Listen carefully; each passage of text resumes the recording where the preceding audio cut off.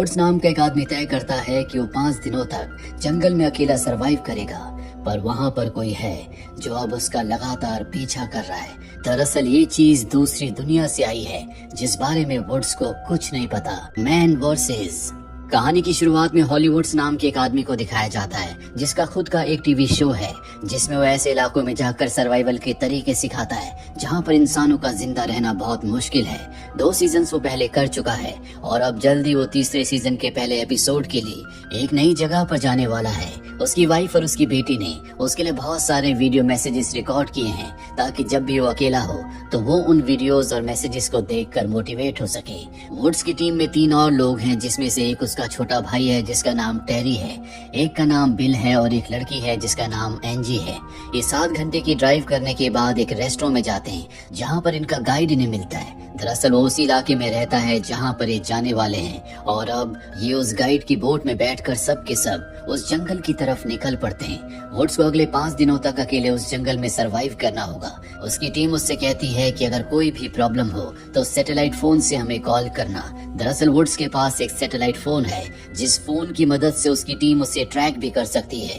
Would का भाई कहता है कि इस बार अच्छे से एपिसोड्स बनाना क्योंकि अगर हमारा शो नहीं चला तो हम सबको बहुत बड़ा फाइनेंशियल नुकसान होगा। जल्दी ये जंगल के उस हिस्से में पहुंच जाते हैं जहां पर वुड्स को अगले 5 दिन बिताने होंगे।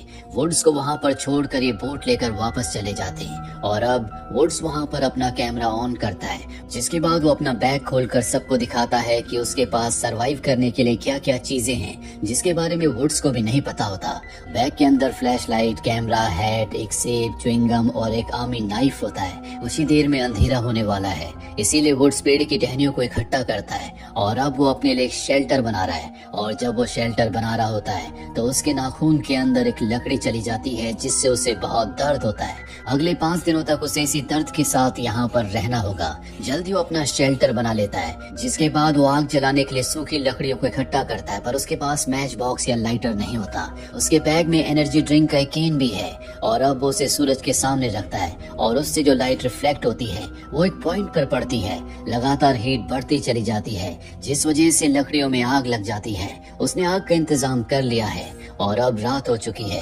रात को वो अपने सैटेलाइट फोन से अपनी टीम को कॉल करता है। वो सब पार्टी कर रहे होते हैं और वुड्स के पास रात को खाने के लिए कुछ भी नहीं है क्योंकि पूरा दिन वो अपने लिए शेल्टर बनाता रहा, आग जलाता रहा जिस वजह से उसे शिकार करने का मौका ही नहीं मिला। इसीलिए अब वो अपने शेल्टर के अंदर सो जाता है और जब वो गहरी नींद में होता है तभी एक बहुत बड़ा ब्लास्ट होता है जिससे पूरी जगह हिल जाती है। वुड्स की नींद खुल चुकी है। उसे ऐसा लगता है कि शायद कोई अर्थक्वेक आया होगा इसीलिए वो दोबारा से सो जाता है। अगली सुबह जब वो अपने शेल्टर से बाहर निकलता है तो सामने देखकर हैरान हो जाता है क्योंकि वहाँ पर पेड़ टूटे हुए हैं। ऐसा लगता है कि ऊपर आसमान से कोई चीज पानी में गिरी है और जब वो पानी के पास जाता है तो उसकी मछलियाँ मरी हुई होती हैं। वो समझ जाता है कि आसमान से कोई मिटियोर गिरा होगा। वो बहुत ज्यादा भूखा है और अब उसके सामने खाना है इसीलिए वुड्स बहुत ज्यादा खुश होता है। तभी वो देखता है कि पानी के दूसरे किनारे पर एक वुल्फ आता है जो मछलियों को सूंघ कर चला जाता है। वो मछलियां नहीं खाता। वुड्स समझ जाता है कि मछलियों में कुछ न कुछ प्रॉब्लम है इसीलिए वुल्फ ने मछलियां नहीं खाई। वो तय करता है कि वो भी इन मछलियों को नहीं खाएगा। वो वापस अपने शेल्टर के पास आ जाता है और सैटेलाइट फोन से अपनी टीम को कॉल करता है पर उसका सैटेलाइट फोन अब काम नहीं कर रहा। वुड्स को लगता है कि मिटियोर के गिरने की वजह से ही ऐसा हुआ है और अब उसे भूख लगी होती है इसीलिए जंगल में जाकर वो ट्रैप बनाता है ताकि कोई खरगोश या छोटा जानवर उसके ट्रैप में फंस जाए। उसके पास जो सेब होता है वो पत्थर के नीचे रख देता है। वुड्स से सब कुछ रिकॉर्ड कर रहा होता है। कुछ देर के बाद जब वो ट्रैप के पास जाता है तो उसे 2 खरगोश मिल जाते हैं जो कि अब मरे हुए हैं। ये उसका खाना है। वुड्स बहुत खुश होता है और तभी उसे आसपास से आवाज आती है। वो देखता है कि उसका कैमरा गिरा हुआ है। वुड्स को लगता है कि आसपास वही वुल्फ है जिसे उसने पानी के दूसरे किनारे पर देखा था। वुड्स अपनी जान को जोखिम में नहीं डालना चाहता इसीलिए जल्दी से वो अपना शिकार लेकर अपने शेल्टर के पास वापस आ जाता है जहाँ से एक बार फिर से वो अपनी टीम को सैटेलाइट फोन से कॉल करने की कोशिश करता है पर उसका कॉल नहीं लगता। वो अपना मोबाइल फोन भी चेक करता है पर उस पर भी नेटवर्क नहीं होते जिसके बाद वो अपने फोन पर अपनी वाइफ के रिकॉर्डेड मैसेज को देखता है जो देखने के बाद उसे बहुत मोटिवेशन मिलता है और तभी उसे एहसास होता है कि उसके पीछे कोई है। और जब वो पीछे देखता है तो वहाँ पर कोई नहीं होता। वुड्स को डर होता है कहीं वही वुल्फ उसके ऊपर हमला ना कर दे, इसीलिए वो जल्दी से अपना खाना खाता है, जिसके बाद वो दूसरे खरगोश को कल के खाने के लिए बचा लेता है। वो अपनी ऑडियंस को बताता है कि जंगल में अपने शिकार को किस तरह से सुरक्षित रखा जा सकता है, क्योंकि अगर वो बाहर रखेगा तो कोई भी जानवर उसे खा सकता है, और अगर उसने अपने पास रखा तो उसकी गंध से कोई भी जानवर उसके पास आकर उस पर हमला कर सकता है। इसीलिए वो रैबिट के पैर एक रस्सी से बांधकर उसे पेड़ से लटका देता है ताकि कोई जानवर उस तक ना पहुंच सके। वुड्स वापस आकर चेस खेलना शुरू कर देता है ताकि वो अपने माइंड को डाइवर्ट कर सके, यहाँ पर टाइम को अच्छे से बिता सके। और अब भी उसे वो अजीब सी आवाजें आ रही हैं। वुड्स उन्हें अवॉइड करता है और तभी हमें दिखाया जाता है कि वुड्स के शिकार को कोई पेड़ से नीचे उतार रहा है, जो देखकर साफ पता चलता है कि ये कोई वुल्फ या दूसरा जानवर नहीं है, बल्कि ये कुछ और ही है। और अब बारिश होना शुरू हो जाती है। वो अपने शेल्टर के अंदर चला जाता है, पर नीचे की मिट्टी बहुत ज्यादा गीली है, साथ ही वो भी थोड़ा थोड़ा गीला हो रहा है। और वो कैमरे में सब कुछ नहीं बताता, वो अपनी ऑडियंस को यही दिखा रहा होता है कि उसने बहुत अच्छा शेल्टर बनाया है और वो पूरी तरह से सुरक्षित है। कुछ ही देर बाद उसे चिल्लाने की आवाज आती है। ये आवाज इतनी खतरनाक होती है कि वुड्स डर जाता है और अब वो अपना नाइट विजन कैमरा लेकर बाहर आता है, जिससे वो चारों तरफ देखता है लेकिन उसे कुछ नहीं दिखता। इसीलिए वो वापस चला जाता है, पर डर के कारण अब उसे नींद नहीं आती। पूरी रात वो जाग कर बिताता है। वुड्स फ्रस्ट्रेट हो जाता है, उसका दिमाग अब उसका साथ नहीं दे रहा होता, लेकिन वो इस शो को छोड़कर नहीं जा सकता, क्योंकि अगर उसने ऐसा किया तो उसे और उसके साथियों को बहुत बड़ा फाइनेंशियल नुकसान होगा। इसीलिए वो एक बार फिर से कैमरा ऑन करके अपनी ऑडियंस के सामने फेक स्माइल करता है, ताकि उन्हें इसकी असलियत के बारे में कुछ पता ना चल सके। सबको यही लगे कि उसने यहाँ पर बहुत अच्छे से टाइम स्पेंड किया है, वो ऐसी जगहों पर सरवाइव करने का एक्सपर्ट है। इसके बाद वो अपना शिकार यानी कि वही खरगोश लेने जाता है, जो कि आज का उसका खाना है। और वो ये देखकर हैरान हो जाता है कि अब उसका शिकार पेड़ पर नहीं है। वो समझ जाता है कि ये काम किसी जानवर का नहीं है, इसीलिए वापस आकर एक बार फिर से वो सैटेलाइट फोन से अपनी टीम को कांटेक्ट करने की कोशिश करता है, और उसका सैटेलाइट फोन अब भी काम नहीं कर रहा होता। वो समझ जाता है कि उसे यहीं पर सरवाइव करना होगा, इसीलिए एक बार फिर से वो अपना शिकार पकड़ने के लिए ट्रैप लगाता है। कुछ देर के बाद जब वो ट्रैप चेक करने के लिए जाता है तो पहले उसके ट्रैप वहाँ से हटे हुए होते हैं। इसका मतलब ये है कि जो भी शिकार उसने किया था वो कोई और ही लेकर जा चुका है। साथ ही एक ट्रैप के नीचे उसे अजीब सा चिपचिपा पदार्थ दिखता है जो पहले उसने कभी नहीं देखा। वो अपने शेल्टर के पास वापस आ जाता है, लेकिन अब वहाँ पर उसका सैटेलाइट फोन नहीं होता, जिसे वो बैग के ऊपर रखकर चला गया था। वुड्स को कुछ समझ नहीं आता कि ये सब कौन कर रहा है, और तभी उसकी नजर चेस पर जाती है, जो वो अकेला ही पहले खेल रहा था, पर अब एक चाल किसी ने और चली है जो कि बहुत ही परफेक्ट होती है। वुड्स समझ जाता है कि उसके अलावा भी कोई और यहाँ पर है। उसे लगता है कि शायद उसकी टीम भी यहाँ पर हो सकती है, जो एपिसोड को और भी इंटरेस्टिंग बनाने के लिए उसके साथ एक गेम प्ले कर रही है। रात को एक बार फिर से वो आग के पास बैठा होता है और अब चेस की अगली चाल वो भी चल देता है। अगली सुबह वो तय करता है कि अब वो अपना शेल्टर कहीं और बनाएगा। दरअसल ये भी उसके एपिसोड का एक पार्ट है, इसीलिए वो जंगल के और भी अंदर जाता है, जहाँ पर उसे कुछ पत्थरों के बीच में एक सही जगह मिल जाती है।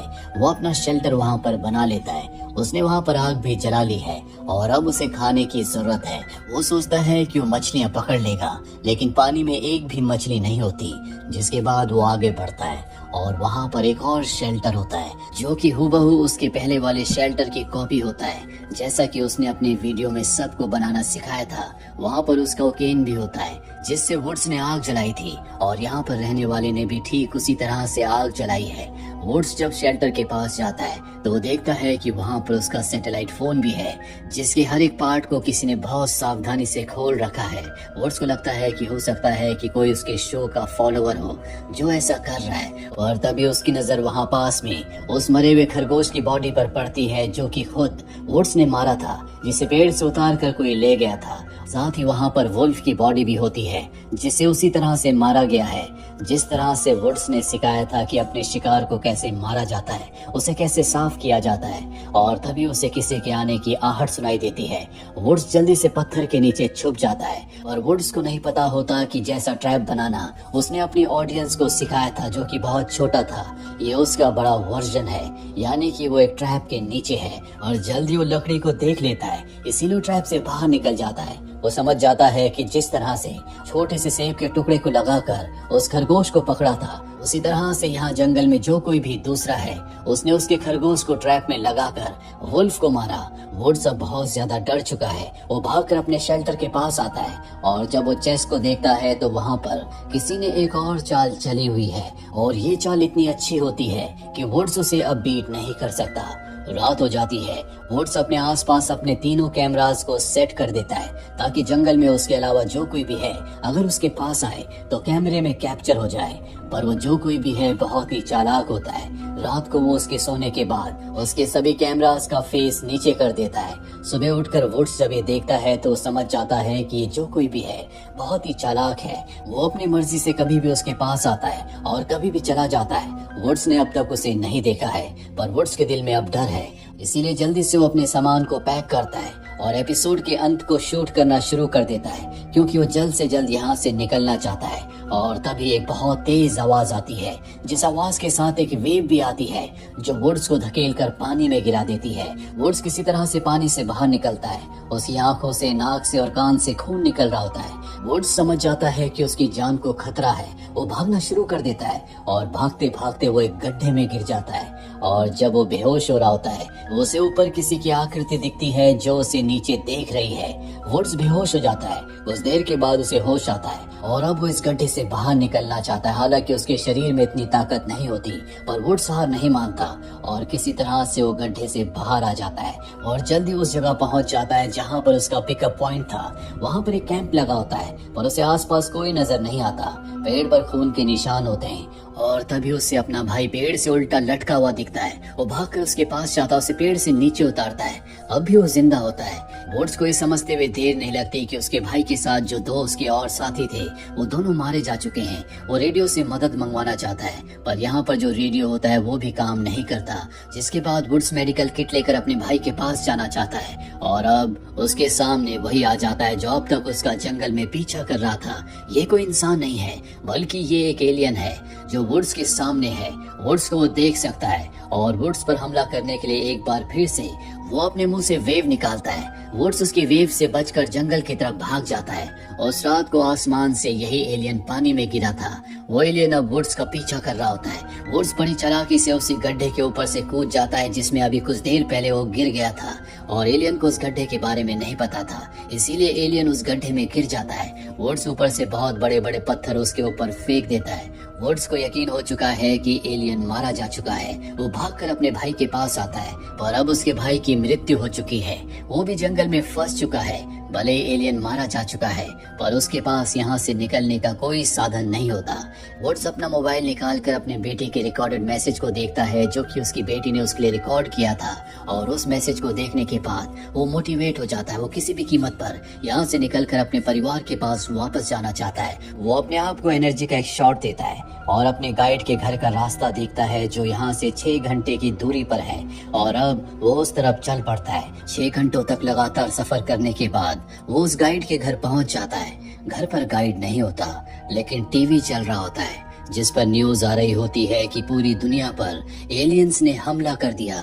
दुनिया के बड़े बड़े शहर तबाह हो चुके हैं। न्यूज में बता रहे होते हैं कि जितने भी लोग शहर में हैं वो शहर से दूर चले जाएं। और वुड्स को अच्छे से पता है कि इसका कोई फायदा नहीं है। दरअसल इस दुनिया में एक एलियन नहीं बल्कि बहुत सारे एलियंस आए हैं जिन्होंने पूरी दुनिया पर हमला करके बड़े बड़े शहरों को तबाह कर दिया है। पर वुड्स फिर भी अपने परिवार को ढूंढने के लिए शहर जाएगा। उसे नहीं पता कि उसका परिवार जिंदा है कि नहीं। आपको क्या लगता है, क्या वुड्स अपनी फैमिली से मिल पाएगा? कमेंट बॉक्स में जरूर लिखें। उम्मीद करते हैं कि ये कहानी आपको पसंद आई होगी।